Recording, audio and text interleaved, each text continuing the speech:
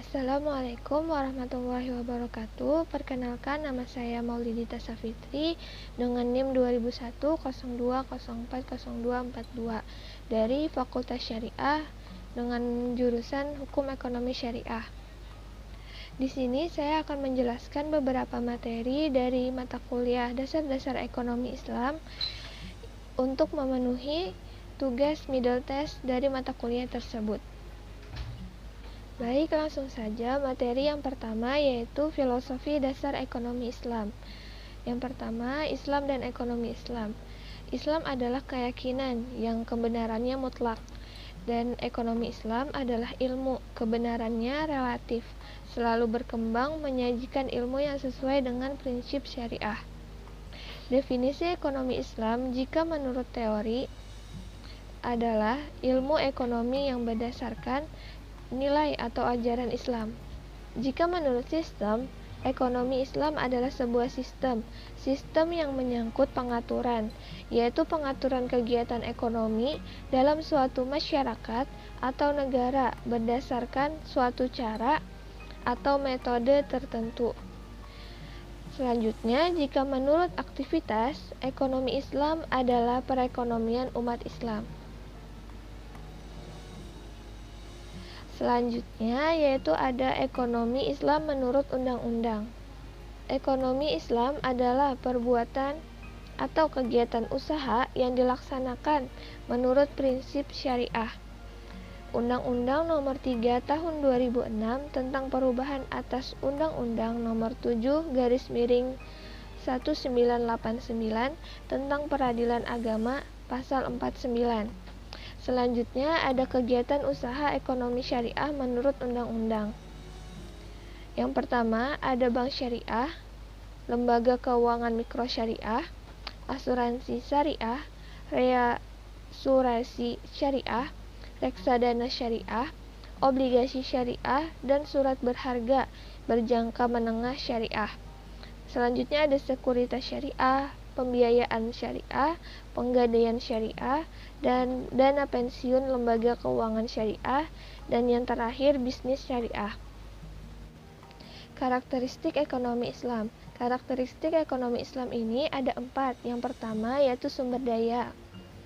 Sumber daya merupakan kepemilikan mutlak dari Allah yang diamanahkan kepada manusia untuk dimanfaatkan sebaik-baiknya dalam rangka memaksimalkan produksi dengan tujuan untuk memberikan kesejahteraan kepada kehidupan umat di dunia. Yang kedua, ada kepemilikan pribadi. Islam mengakui kepemilikan pribadi dengan memberikan batasan-batasan. Batasan yang pertama yaitu tidak boleh mengganggu kepemilikan masyarakat sekitar. Yang kedua, yaitu Islam melarang seorang muslim untuk memperoleh pendapatan yang berasal dari jalan yang tidak benar. Yang ketiga, yaitu pelarangan akan penimbunan. Karakteristik yang ketiga yaitu adanya kerjasama. Ekonomi Islam menggunakan metode kerjasama dalam aktivitas ekonominya, sementara ekonomi pasar atau free market economies menggunakan teknik sebaliknya dalam mencapai keseimbangan. Selanjutnya ada akumulasi dan konsentrasi kekayaan. Ekonomi Islam menentang adanya akumulasi dan konsentrasi kekayaan pada sekelompok individu atau golongan. Dalam ekonomi Islam, semua harta harus diproduktifkan agar memberikan kontribusi positif dalam menggerakkan perekonomian. Selanjutnya ada prinsip ekonomi Islam. Prinsip ekonomi Islam ada 4. Yang pertama yaitu tauhid, yang kedua persaudaraan, yang ketiga yaitu bekerja dan produktivitas, yang terakhir ada distribusi kekayaan yang adil. Selanjutnya ada tujuan ekonomi Islam. Tujuan ekonomi Islam yang pertama yaitu kesejahteraan ekonomi dengan berpegang pada norma moral. Yang kedua yaitu persaudaraan dan keadilan. Yang ketiga kesetaraan distribusi pendapatan. Yang terakhir kebebasan individu dalam konteks kesejahteraan sosial. Berikutnya ada filosofi ekonomi Islam. Filosofi ekonomi Islam yaitu ada asas suka sama suka, asas keadilan, asas saling menguntungkan dan tidak ada pihak yang dirugikan. Selanjutnya ada asas tolong-menolong dan saling membantu, serta dilarang untuk adanya pemerasan dan eksploitasi. Yang terakhir ada ruang lingkup ekonomi Islam. Ruang lingkup ekonomi Islam meliputi pembahasan atas berbagai perilaku manusia yang sadar dan berusaha mencapai falah. Falah dapat diartikan sebagai suatu kebahagiaan atau kesejahteraan di dunia dan di akhirat. Dalam hal ini, perilaku ekonomi meliputi solusi yang diberikan atas 3 permasalahan dasar ekonomi, yaitu konsumsi, produksi, dan distribusi.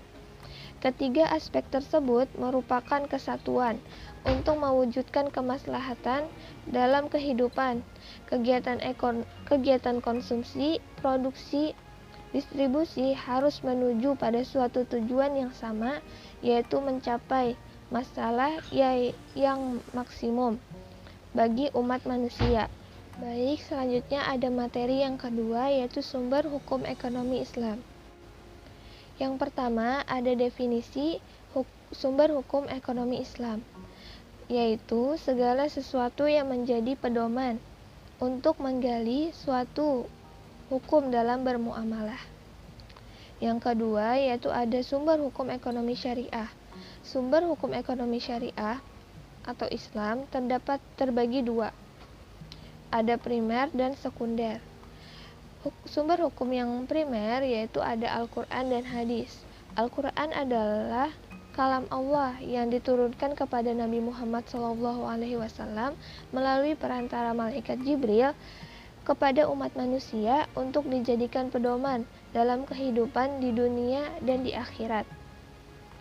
Sedangkan hadis adalah perkataan, perbuatan, ketetapan, dan persetujuan Nabi Muhammad SAW yang dijadikan landasan syariat Islam.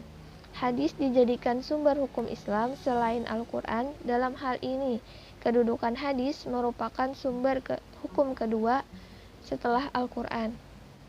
Sedangkan sumber hukum sekunder yaitu yang pertama ada ijma.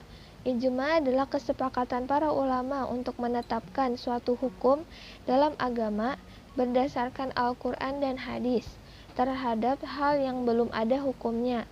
Contoh perbankan atau lembaga keuangan syariah, asuransi syariah, dan kontrak dalam perbuatan syariah. Yang kedua ada qiyas, yaitu penetapan suatu hukum dan perkara baru yang belum ada pada masa sebelumnya, namun memiliki kesamaan dalam sebab, manfaat, bahaya, dan berbagai aspek dengan perkara terdahulu, sehingga dihukumi sama, seperti khamar yang sama dengan whisky dan bir. Selanjutnya yang ketiga ada istihsan, yaitu kecenderungan seseorang pada sesuatu karena menganggapnya lebih baik, meskipun hal itu dianggap tidak baik oleh orang lain. Contohnya jual beli saham, jual beli istisna, dan jual beli online.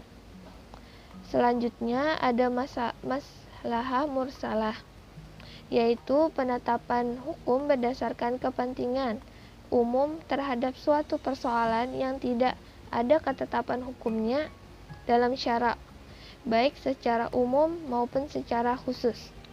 Contohnya yaitu larangan dumping atau penjualan barang di luar negeri dengan harga yang lebih murah dibandingkan harga di dalam negeri, dan pengadilan niaga syariah dan juga uang. Yang terakhir ada urf, yaitu kebiasaan yang bersifat umum dan berlaku secara luas di seluruh masyarakat dan seluruh daerah. Contohnya yaitu transaksi dalam jaminan atau garansi dan juga jual beli di supermarket. Baik, materi yang terakhir atau materi yang ketiga yaitu ada harta dan kepemilikan dalam Islam.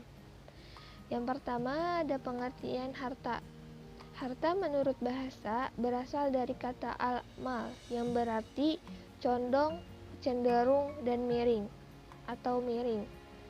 Al-mal juga diartikan sebagai suatu yang menyenangkan manusia dan mereka pelihara, baik dalam bentuk materi maupun manfaat. Menurut bahasa umum, arti mal adalah uang atau harta. Dan menurut istilah, harta adalah segala benda yang berharga, bersifat materi, serta beredar di antara manusia. Adapun menurut para ahli sebagai berikut. Yang pertama ada dari Hanafiyah. Beliau mengatakan, segala yang diminati manusia dan dapat dihadirkan ketika diperlukan, atau segala sesuatu yang dapat dimiliki, disimpan, dan dimanfaatkan. Dalam pandangan ulama Hanafiyah, yang dimaksud dengan mal ialah membedakan antara hak milik dengan harta, sementara jumhur ulama tidak membedakannya. Ulama Hanafiyah membedakan antara hak milik dengan harta, yaitu hak milik adalah sesuatu yang dapat digunakan secara khusus dan tidak dicampuri dengan penggunaan oleh orang lain. Sedangkan harta adalah segala sesuatu yang dapat disimpan untuk digunakan ketika dibutuhkan. Dalam penggunaannya bisa dicampuri orang lain. Segala sesuatu yang digandrungi tabiat manusia dan memungkinkan untuk disimpan hingga dibutuhkan. Atau juga bisa, harta adalah segala sesuatu yang dapat disimpan untuk digunakan ketika dibutuhkan. Dalam penggunaannya bisa dicampuri oleh orang lain, maka menurut Hanafiyah yang dimaksud harta hanyalah sesuatu yang berwujud atau ayam. Selanjutnya menurut jumhur ulama selain Hanafiyah, yaitu segala sesuatu yang mempunyai nilai dan dikenal ganti rugi bagi orang yang merusak atau melenyapkannya. Selanjutnya ada dari mazhab Maliki yang mengartikan harta atau hak milik menjadi dua macam. Pertama adalah hak yang melekat pada seseorang yang menghalangi orang lain untuk menguasainya. Kedua, sesuatu yang diakui sebagai hak milik secara uruf atau adat. Yang selanjutnya ada mazhab Syafi'i, yaitu beliau mendefinisikan hak milik juga menjadi dua macam. Yang pertama adalah sesuatu yang bermanfaat bagi pemiliknya. Yang kedua yaitu bernilai harta. Selanjutnya ada Hambali. Beliau mendefinisikan hak milik menjadi dua macam. Yang pertama, sesuatu yang mempunyai nilai ekonomi, dan yang kedua, dilindungi undang-undang. Dari empat mazhab tersebut dapat disimpulkan tentang pengertian harta atau hak milik, yaitu sesuatu itu dapat diambil manfaatnya. Yang kedua, sesuatu itu mempunyai nilai ekonomi. Yang ketiga, sesuatu itu secara uruf atau adat yang benar diakui sebagai hak milik. Yang terakhir, adanya perlindungan undang-undang yang mengetahuinya. Selanjutnya ada menurut fuqaha, yang mengatakan bahwa sesuatu yang manusia cenderungi kepadanya dan mungkin disimpan di waktu diperlukan. Selanjutnya, ada konsep kepemilikan Islam.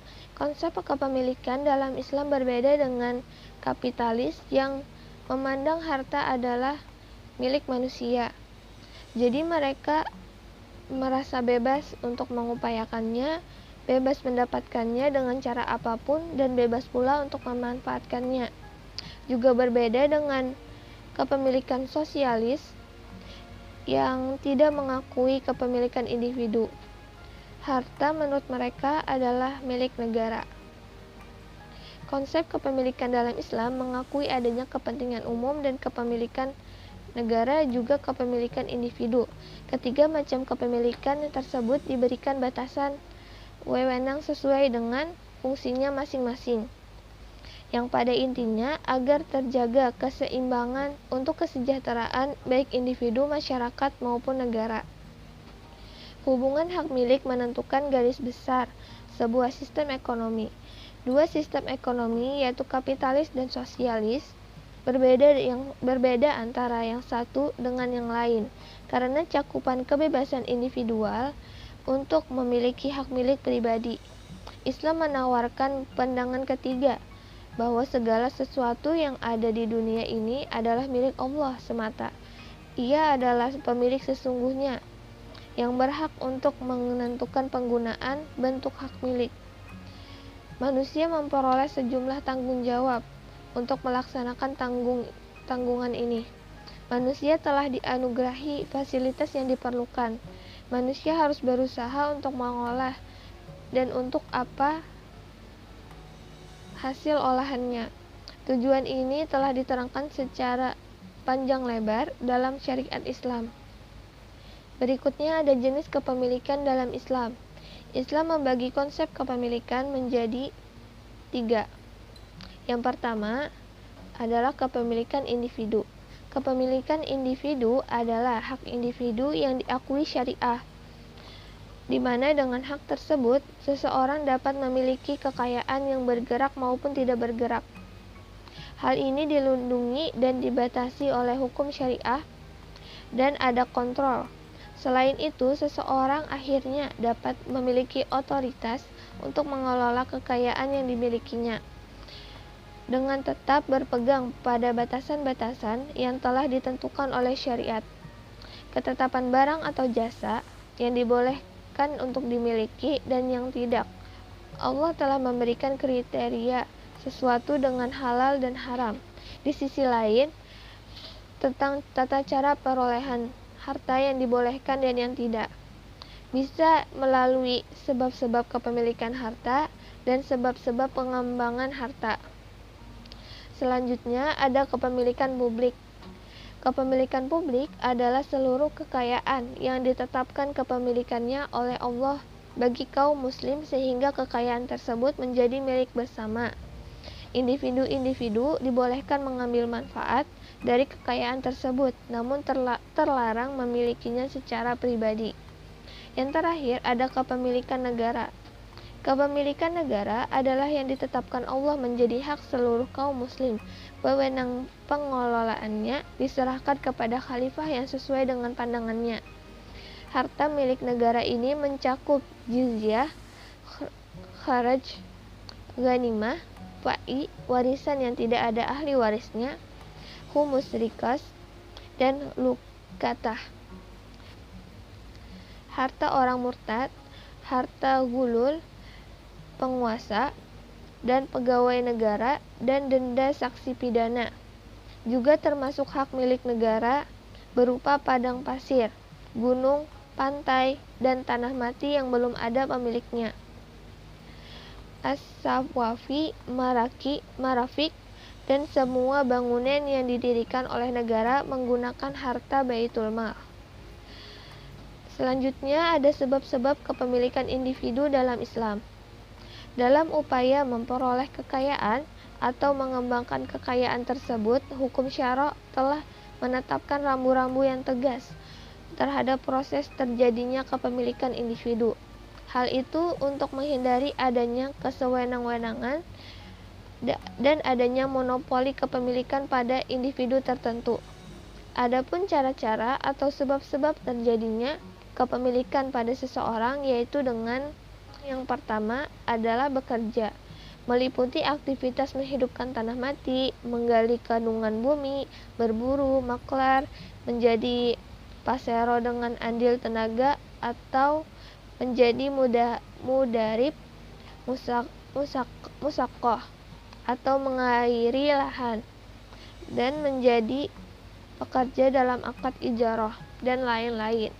Yang kedua ada pewarisan, yaitu sebab kita mendapat waris dari keluarga yang meninggalkan kita. Yang ketiga ada kebutuhan akan harta yang untuk menyambung hidup.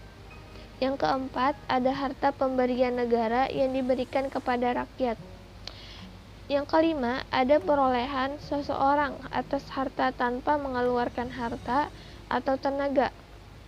Sebab kepemilikan yang kelima ini meliputi harta yang diperoleh karena hubungan pribadi seperti hibah dan hadiah atau wasiat. Harta yang diperoleh sebagai ganti rugi dari kemudaratan yang menimpa seseorang seperti diat, mahar berikut harta yang diperoleh melalui akad nikah dan juga lukatah atau barang temuan di jalan. Baik, terima kasih. Mungkin hanya itu saja yang bisa saya sampaikan. Salah khilaf mohon maaf. Jika ada kekeliruan mohon dibenarkan di kolom komentar. Terima kasih. Wassalamualaikum warahmatullahi wabarakatuh.